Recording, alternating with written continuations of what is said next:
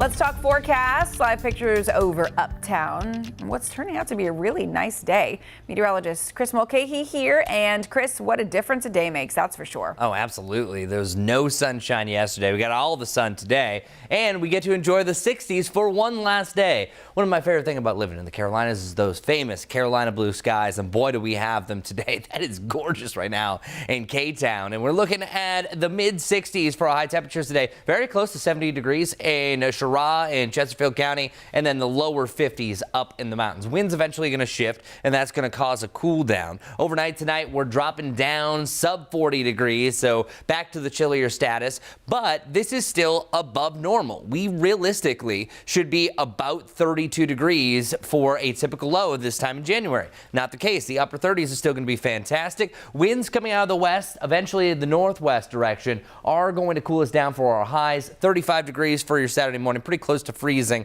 but at least we're above that freezing mark and above normal over the next 5 mornings.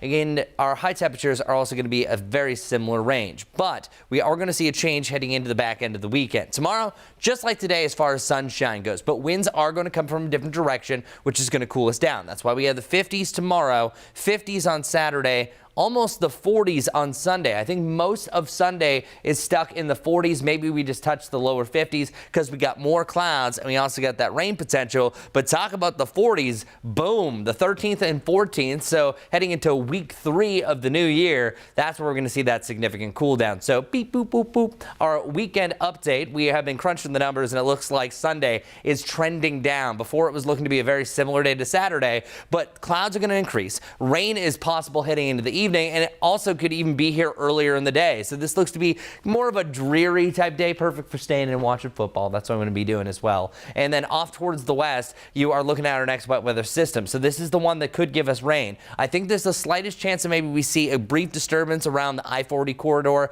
during your Saturday afternoon, but we really don't see the main event arrive until later on Sunday. Just keep an eye that if this accelerates any, it'll be a wetter day through most of your Sunday compared to more of the back end of the forecast. Because right now, this is showing 2 a.m. on Sunday, seeing a very trace of rain, maybe up to about 1/10 to 2/10 of an inch, and even over a ½ inch is going to be possible depending where those bands set up. So there's still a lot of question marks what we can expect, but just expect more clouds and more rain. After that, we're going to see an isolated batch of showers possible on Tuesday on the back edge of the system. It's really not until the following Friday that we're going to have our best potential. So as you can see, rolling forward, not much on Tuesday. Here's where you have another widespread system, and then we're going to keep an eye to the skies depending on how cold we're going to be. That could depend on maybe a wintry mix in some parts of the Carolinas. So our 7-day forecast, the bottom looks to be Sunday. That's where you're seeing the most clouds, the best rain chance over the next 7 days at least, mainly sticking to the mid-50s, but